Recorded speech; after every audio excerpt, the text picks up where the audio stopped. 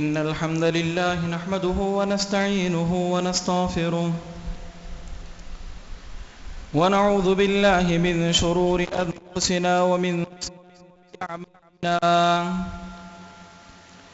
من يهده الله فلا مضل له ومن يضلل فلا هادي له وأشهد أن لا إله إلا الله وحده لا شريك له وأشهد أن محمدًا عبده ورسوله يا أيها الذين آمنوا اتقوا الله حق تقاته ولا تموتن إلا وأنتم مسلمون يا أيها الناس اتقوا ربكم الذي خلقكم من نفس واحدة وخلق منها زوجها وبث منهما رجالا كثيرا ونساء واتقوا الله الذي تساءلون به والأرحام إن الله كان عليكم رقيبا يا أيها الذين آمنوا اتقوا الله وقولوا قولا سديدا يصلح لكم أعمالكم ويغفر لكم ذنوبكم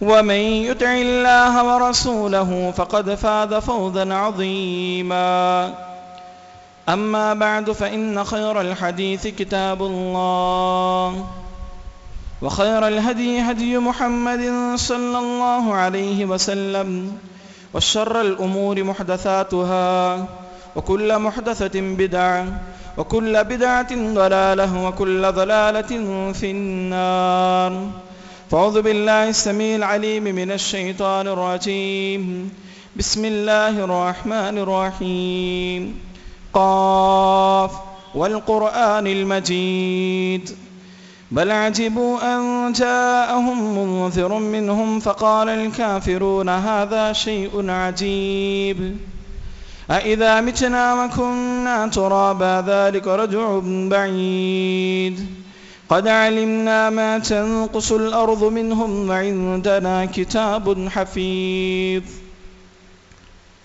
وقال عز وجل في موضع آخر ولما رجع موسى إلى قومه غضبان أسفا قال بئس ما خلفتموني من بعدي أعجلتم أمر ربكم وألقى الألواح وأخذ برأس أخيه يجره إليه. حاضرین جمعہ، بزرگوں، دوستوں، خواتین اسلام، ہر قسم کی تعریف، بڑائی، عزت، شان اسی اللہ کے لیے لائق ہے جس کی بندگی میری اور آپ کی زندگی کا کمال ہے، جس نے صرف اپنی بندگی کے لیے ہمیں پیدا کیا اور اس مقصد کی وضاحت کے لیے کتابوں کو، صحیفوں کو نازل کیا، پھر ان کی وضاحت کے لیے انبیاء علیہم السلام کا سلسلہ جاری کیا۔ درود و سلام ہو ان تمام انبیاء علیہم السلام پر، خصوصاً آخری نبی جناب محمد الرسول اللہ صلی اللہ علیہ وسلم کی ذات گرامی پر۔ حاضرین جمعہ، اللہ رب العالمین نے انسان کے اندر فطری طور پر بہت ساری خوبیاں رکھی ہیں، جن خوبیوں کا استعمال کر کے ایک انسان دنیا میں اور آخرت میں کامیاب ہوتا ہے۔ بسا اوقات ان خوبیوں کو روند کر، ان خوبیوں کو خصلتوں میں بدل کر، بری عادتوں میں بدل کر ذلیل و خوار ہوتا ہے۔ جو خوبیاں، جو عادتیں فطری طور پر اللہ نے انسان کے اندر رکھی ہیں، ان میں ایک اہم اور بنیادی صفت غیرت ہے۔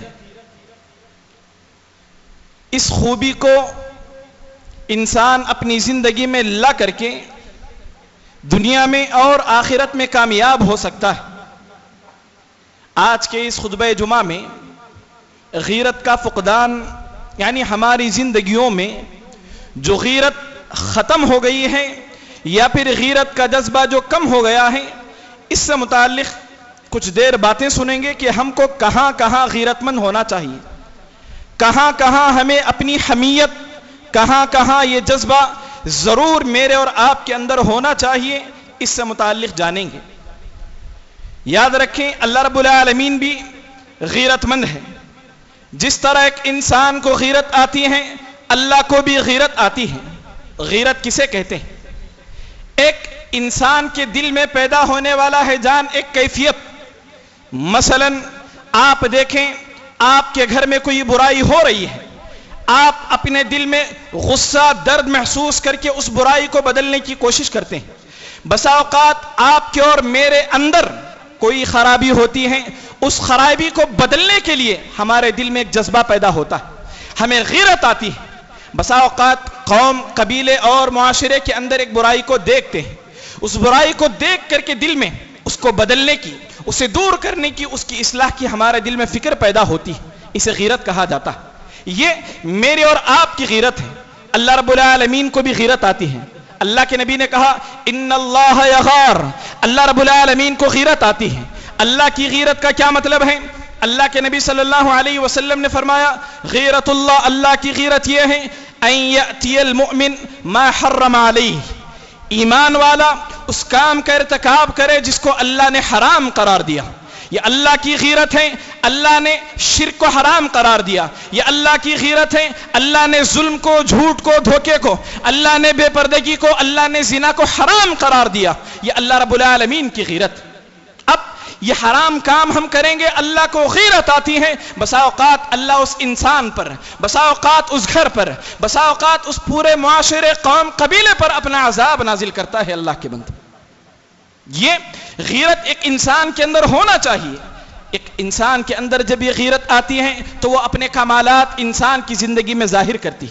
دنیا میں بھی انسان معزز ہوتا ہے, وہ معزز ہوتا ہے, اس کی اولاد, اس کی گھر کی عورتیں اور اس کا عقیدہ اور اس کے تمام گھرانے کے اندر اس کے اثرات مرتب ہوتے ہیں.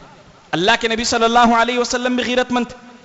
آپ بتائیے اللہ کے نبی نے کیا کبھی اپنی ذات کے لیے کسی سے بدلہ لیا؟ اللہ کے نبی نے اپنی ذات کے لیے کبھی کسی سے بدلہ نہیں لیا. لیکن اللہ کے نبی کی دینی غیرت یہ ہے جب دینی حقوق پامال ہوتے ہیں, اللہ کی نافرمانی ہوتی ہے, ایسے موقع پر اللہ کے نبی نے دشمنوں سے لڑائی کی. اللہ کے نبی صلی اللہ علیہ وسلم نے چوروں کے ہاتھ کاٹے. اللہ کے نبی نے زنا کرنے والوں کو سنسار کیے. ایسے رحم دل اللہ کے نبی صلی اللہ علیہ وسلم. آپ ایمان والوں پر, ان کے جو والدین ہیں ان سے زیادہ رحم دل ہیں.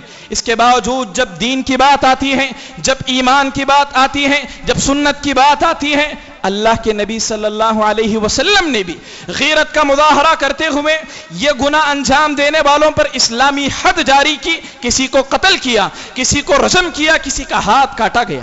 صحابہ رضوان اللہ علیہم اجمعین کی غیرت.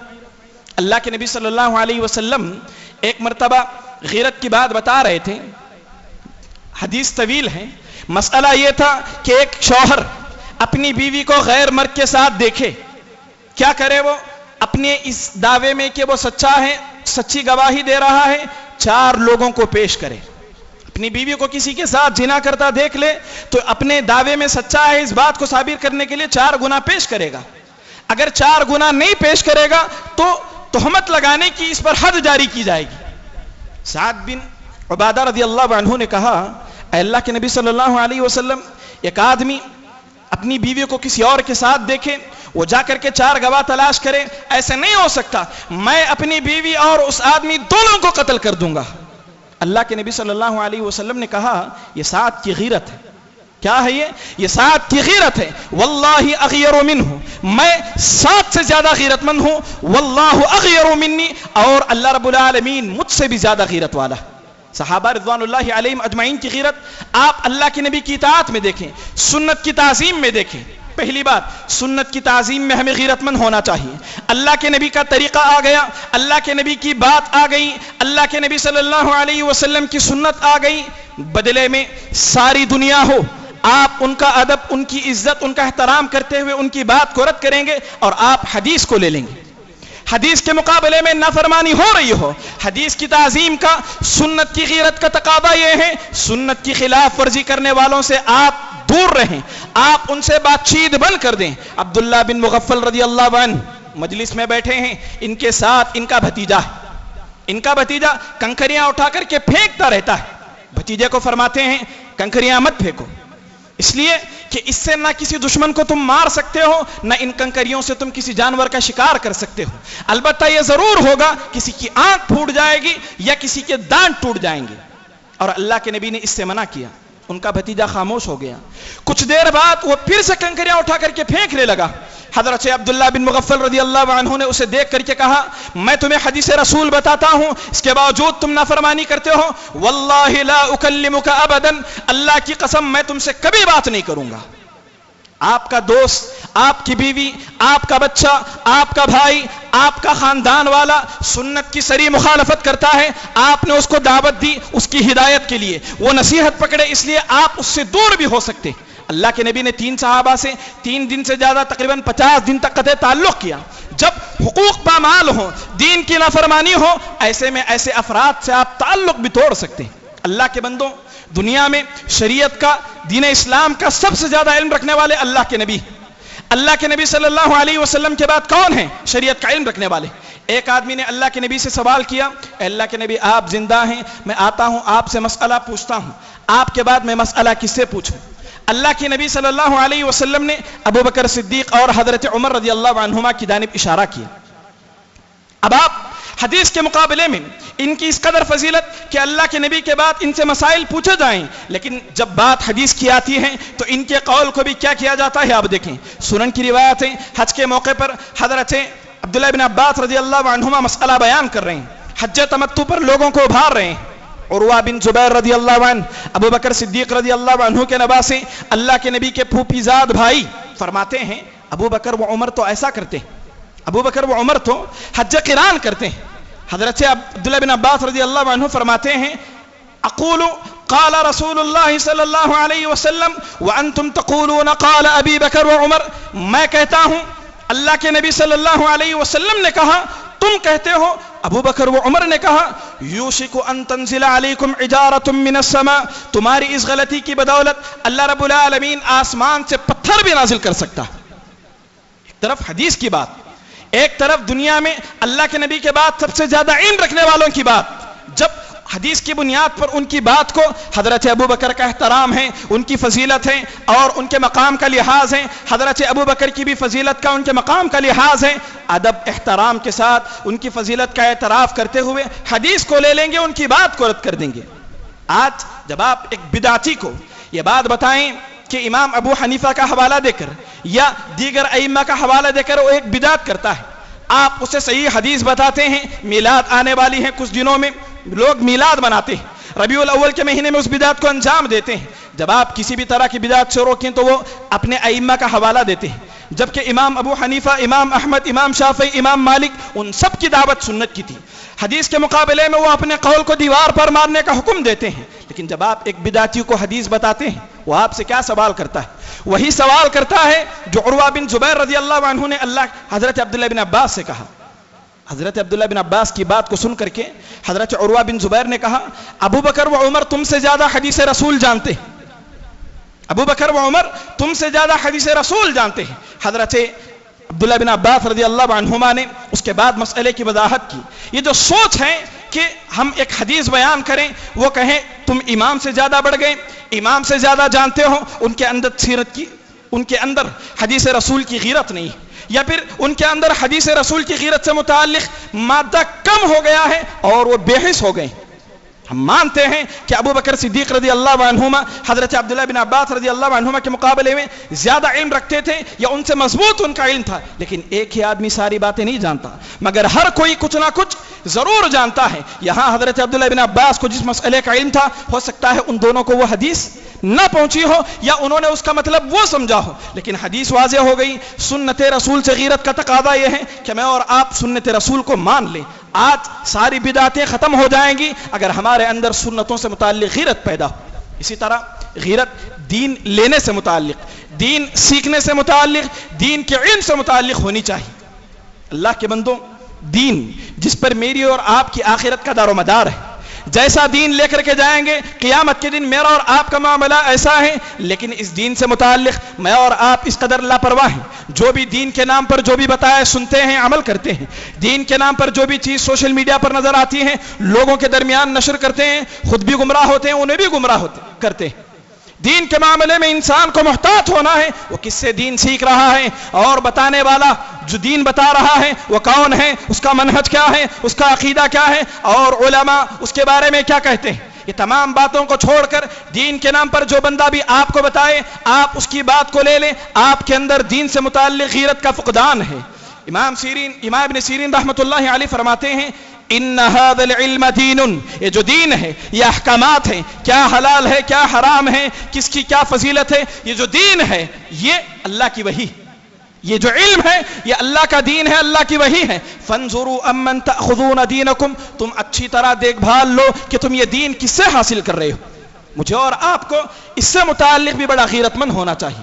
آج سوشل میڈیا پر دین کے نام پر ایک بندہ آ کر کے آپ کو جو بھی بات بتاتا ہے، آپ اس کی بات کو سنتے ہیں، آپ اس کی بات کو سنتے ہیں۔ ایوب سختیانی رحمت اللہ علیہ کے پاس ایک شخص آیا جو بدعتی تھا، اس نے کہا اقول لک کلمہ، میں تم سے ایک بات کہنا چاہتا ہوں، میں تم سے ایک بات کہنا چاہتا ہوں۔ ایوب سختیانی رحمت اللہ علیہ جن کا علم کا کیا کہنا، اتنے مضبوط علم والے، جن سے ایک بدعتی کہتا ہے اقول لک کلمہ، میں تم سے ایک بات کہنا چاہتا ہوں، ایوب سختیانی رحمت اللہ علیہ کہتے ہیں ولا نصف کلمہ، آدھا کلمہ بھی نہیں، آدھا کلمہ بھی نہیں۔ ثم ترک ومضى، اور اس کو چھوڑ دیتے ہیں اور وہاں سے چلے جاتے۔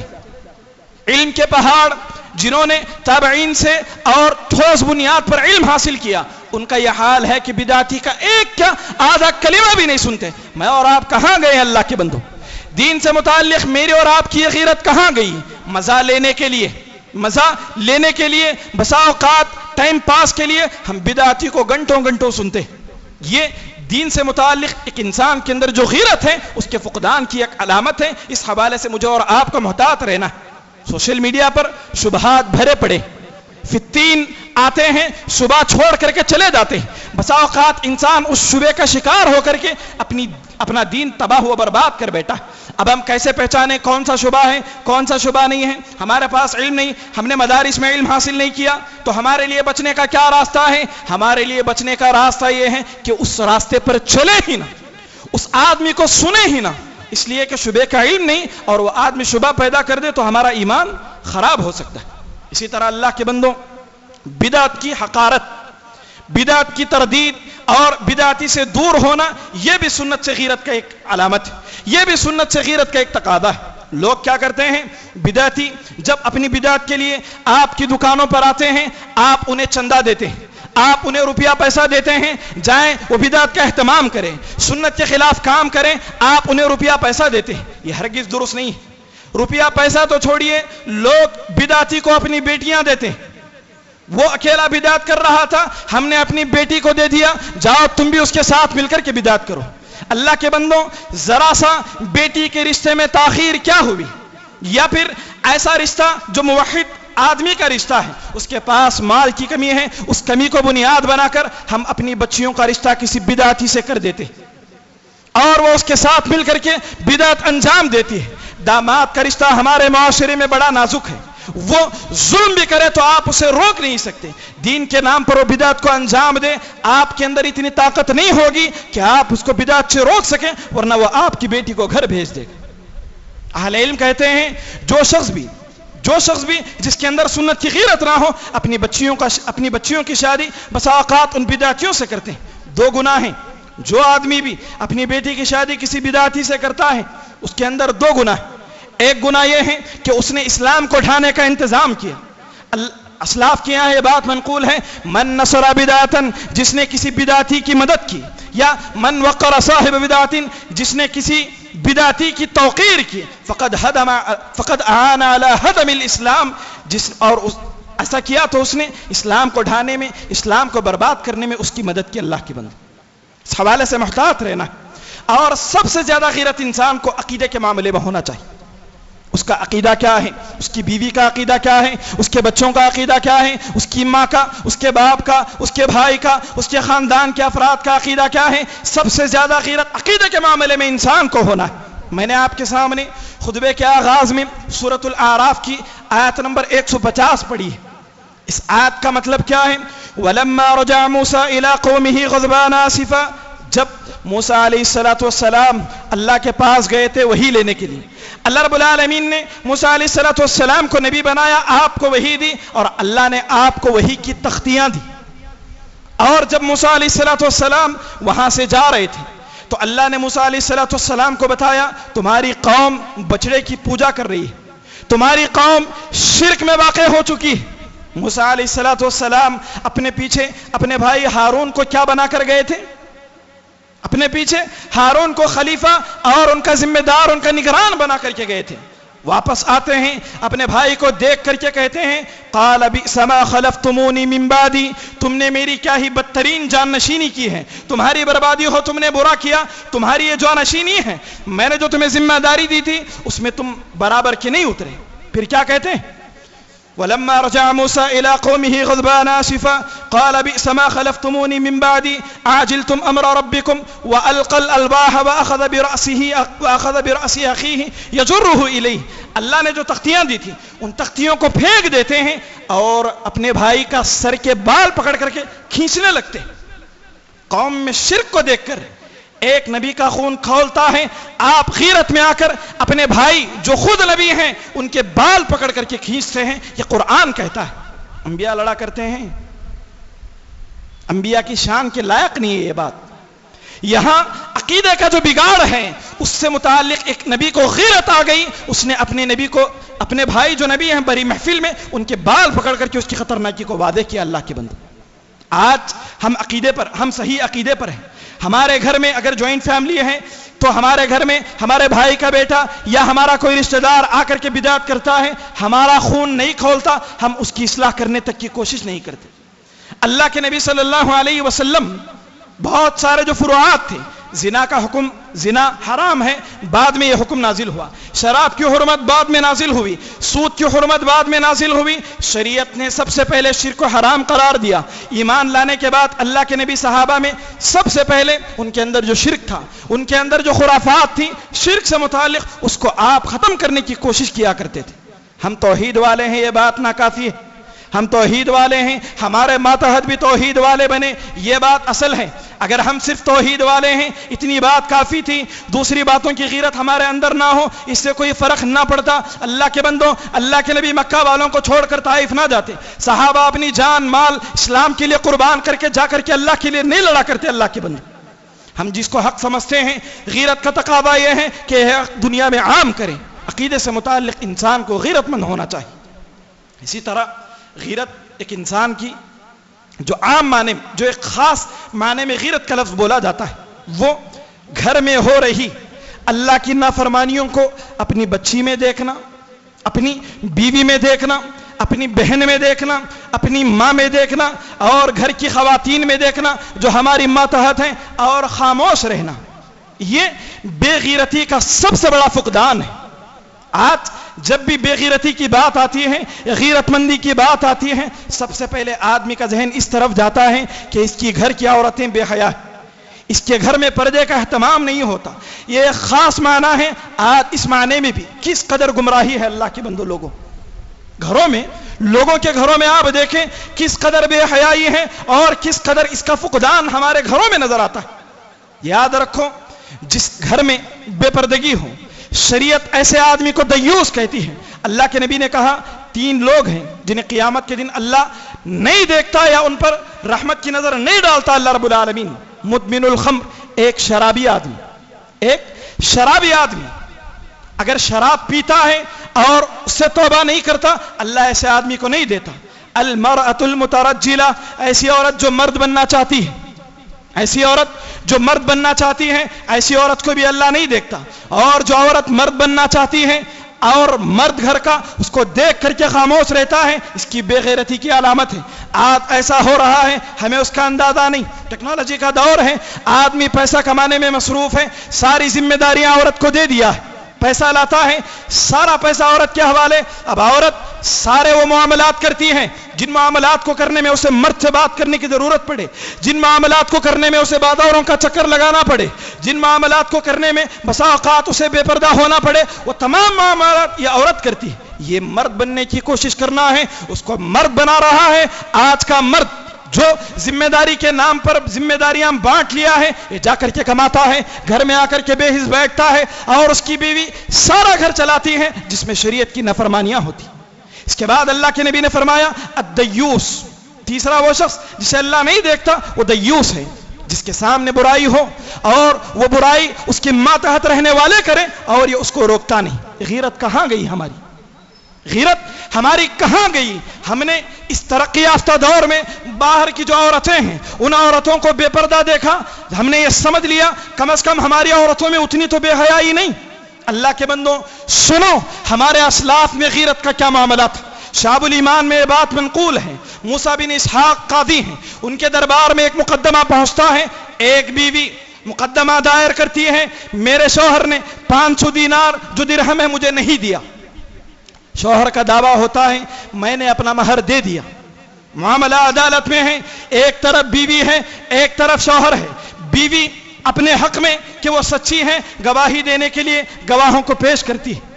یہ گواہ کہتا ہے قاضی کے سامنے میں اس وقت تک گواہی نہیں دوں گا جب تک کہ میں اس عورت کا چہرہ دیکھ نہ لوں.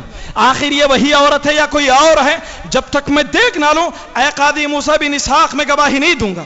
یہ شوہر جو اس بات پر اڑا ہے کہ میں نے اپنی بیوی کا مہر دے دیا، وہ جب یہ بات سنتا ہے بڑی محفل میں لوگوں کے سامنے دعویٰ کرتا ہے میری بیوی کا دعویٰ سچا ہے، مجھے یہ منظور نہیں کہ 500 درہم کی وجہ سے میری بیوی کا چہرہ کوئی اور دیکھے. میں اپنے دعوے میں جھوٹا ہوں، مجھے یہ بات میرے ذمہ باقی ہے کہ مجھے اسے 500 درہم دینا. بیوی کا چہرہ محفل میں ایک آدمی بھی دیکھے ہمارے اسلاف کو یہ بات گوارا نہیں تھی. آج کا مرد کیا کرتا ہے؟ اس بات کو سن کر ان کی بیوی کہتی ہے ایک شوہر جو میرے پردے کا اس قدر لحاظ کرتا ہے میں اپنا مہر اسی وقت اس کے حق میں معاف کرتی ہوں. یہ غیرت ہے اللہ کے بندے، یہ غیرت. عورتوں کے اندر غیرت ہونا چاہیے. مرد بسا اوقات بے پرواہ ہو بھی گیا، عورتوں کے اندر اللہ نے فطری طور پر یہ مادہ زیادہ رکھا ہے، اسے اس حوالے سے سوچنا چاہیے. زبیر بن عوام رضی اللہ عنہ کی بیوی ام اسماء رضی اللہ عنہا گھر کے کسی کام سے مجبوری میں باہر نکلتی ہیں، واپس جا رہی ہوتی ہیں، سر پر بوجھ ہوتا ہے، اللہ کے نبی پیچھے سے آ رہے ہوتے ہیں. اللہ کے نبی انہیں دیکھ کر کے اپنا اونٹ بٹھاتے ہیں تاکہ آپ کی سالی ابو بکر صدیق کی بیٹی، اللہ کے نبی کے لیے جائز تھا. اللہ کے نبی صلی اللہ علیہ وسلم کے لیے کچھ چیزیں مخصوص تھیں، آپ انہیں بٹھا سکتے تھے اپنے ساتھ، لیکن ام اسماء رضی اللہ عنہا بوجھ اٹھائی ہوئی ہیں، دھوپ میں چل رہی ہیں، اللہ کے نبی کے پیچھے بیٹھ جاتی. آپ کے لیے کوئی بات مشکل تھی؟ خاموش رہتی. اللہ کے نبی اونٹ بٹھا دیے ہیں، اس کے باوجود نہیں بیٹھتی. اللہ کے نبی سمجھ جاتے ہیں اور وہاں سے چلے جاتے ہیں.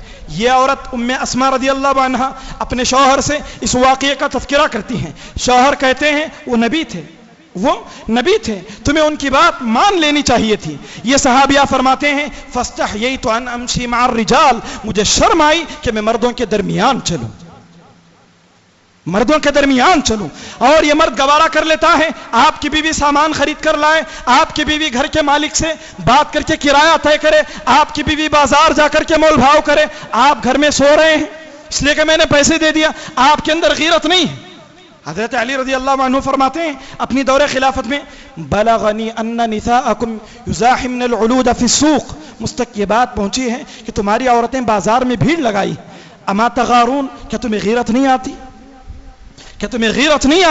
الا انه لا خیر فی من لا غیر له، خبردار اس آدمی کے اندر کوئی خیر نہیں جس کے اندر غیرت نہ ہو. اللہ کے بندے آج ہمارے اندر یہ غیرت کا فقدان ہے اور اس حوالے سے ہمارے اندر بہت زیادہ کوتاہی نظر آتی ہے.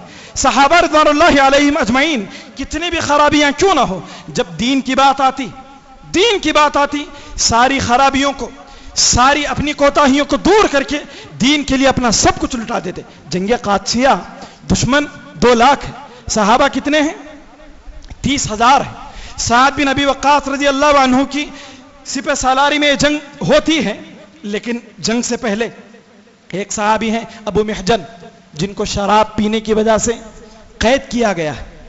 شراب پینے کی وجہ سے صحابی رسول کو قید کیا گیا ہے. سوچو ایک شراب پینے والے ہمارے معاشرے میں، صحابہ نہیں، صحابہ پاک ہیں، وہ جنتی ہیں، وہ ہم سب سے افضل ہیں، ان کی برابری کوئی نہیں کر سکتا. آج ہمارے یہاں شراب پینے والا اس کے اندر غیرت کی کوئی مثال ہوتی ہے؟ صحابہ کی غیرت دیکھو، دیکھتے ہیں دشمن اتنا بڑا ہے، مسلمان اتنے کم ہیں اور یہ لڑنا جانتے ہیں، قید میں ہیں، ان کی ایمانی غیرت اسے گوارا نہیں کرتی۔ فرماتے ہیں سعد بن ابی وقاص کی بیوی سے، سعد بن ابی وقاص رضی اللہ عنہ محل کے اوپر ہیں، وہ زخمی ہو گئے تھے، جنگ میں شریک نہیں ہوئے تھے، قلعے کے اوپر سے جنگ کا منظر دیکھ رہے ہیں، ان کی بیوی وہاں موجود ہوتی ہیں، بیوی سے کہتے ہیں سعد بن ابی وقاص کی اس سے بڑی رسوائی کیا ہے، میرے بھائی اسلام کے لیے لڑ رہے ہیں اور میں اس قدر بیڑیوں میں جکڑا ہوا۔ وہ اس التجا سے ان کے سامنے بات رکھتے ہیں کہ وہ انہیں آزاد کر دیتی ہیں، یہ جاتے ہیں دشمن پر جس قدر بھی رخ کرتے ہیں اس صف کو ہلاک و برباد کر کے رکھ دیتے ہیں، جس طرف بھی رخ کرتے ہیں دشمن کا صفایا کر دیتے ہیں۔ سعد بن ابی وقاص جو دیکھ رہے ہیں آج اگر کوئی لڑ رہا ہے ابو محجن ہے، آج کوئی نیزہ مار رہا ہے وہ ابو محجن ہے، واپس آ کر کے وہ پھر سے بیڑیوں میں جکڑ دیے جاتے ہیں، لیکن ان کی بہادری کی وجہ سے انہیں آزاد کر دیا جاتا ہے۔ وہ کہتے ہیں میں شراب پیتا تھا، حد جاری ہوتی تھی، پھر میں شراب پیتا تھا، حد جاری ہوتی تھی، لیکن آج مجھے عزت دی گئی، آج کے بعد میں کبھی شراب نہیں پیوں گا۔ ہمارے اندر اتنی بھی غیرت نہیں، دین کے نام پر کچھ بھی ہو رہا ہو ہمیں اس سے کوئی، اللہ کے بندوں جس مسجد میں ہم بیٹھے ہیں ہمیں اس کی بھی غیرت کا تقاضا نہیں، اس کی بھی غیرت کا ہم لحاظ نہیں کرتے۔ یہ مساجد اللہ کے گھر ہے، یہ مساجد دین کے شعائر ہیں، ان مساجد میں دیکھ کر کے ایک کافر، ایک غیر مسلم مسلمانوں کو سمجھتا ہے کہ مسلمان ہم نے ان گھروں کے تقدس کو بھی پامال کیا، ہمارے اندر اتنی بھی غیرت نہیں۔ سوشل میڈیا کا فتنہ ان مساجد میں بھی آ کر کے انسان کو اس قدر بے حس، اس قدر بے غیرت بنا دیا ہے۔ الامان والحفیظ، انسان کیا کرتا ہے مساجد میں آ کر کے بیٹھ کر کے ریل دیکھتا ہے۔ اللہ رب العالمین نے مساجد کو گانے بجانے سے پاک رکھا ہے، بے غیرت انسان غیرت کو مسجد کے باہر چھوڑ کر کے مسجد میں آ کر کے ریل دیکھتا ہے۔ مسجد جو آیات سے گونجنے والی ہے، اللہ کی حمد و ثناء تسبیح سے گونجنے والی ہے، یہ میوزک میں لا کر کے اس مسجد کے تقدس کو پامال کرتا ہے۔ یہ مساجد تو چھوڑیے، وہ مساجد جن کی طرف انسان رخ کر کے اپنی آخرت بنانے کی فکر کرتا ہے، مکہ مدینہ مسجد النبوی مکہ مکرمہ پہنچ کر کے وہاں بیٹھ کر کے وہاں کے تقدس کو بھی یہ انسان پامال کرتا ہے۔ اس قدر بے غیرتی ہے اور اسے اس کی کوئی پرواہ نہیں۔ بے غیرتی کی زندگی بے مقصد انسان کی زندگی ہے، شریعت میں یہ چیز بالکل بھی مطلوب نہیں۔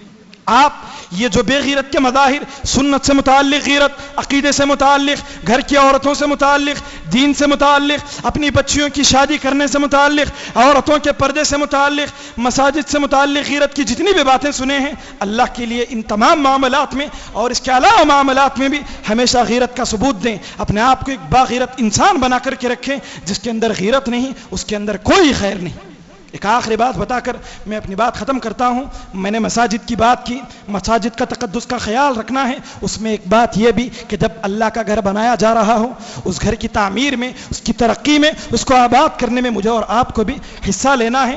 چترا درگا جو کرناٹک کا علاقہ ہے، وہاں سے کچھ احباب جماعت کے آپ کی خدمت میں آئے ہیں، جو آپ سے یہ اپیل کرتے ہیں کہ وہ لوگ مسجد بنوا رہے ہیں، لوگوں کے دین کے لیے، اللہ کے کلمے کو بلند کرنے کے لیے، معاشرے سے شرک کو ختم کرنے کے لیے ایک اہل حدیث مسجد کی تعمیر ہونے والی ہے، جس کی زمین کی قیمت 50 لاکھ ہے۔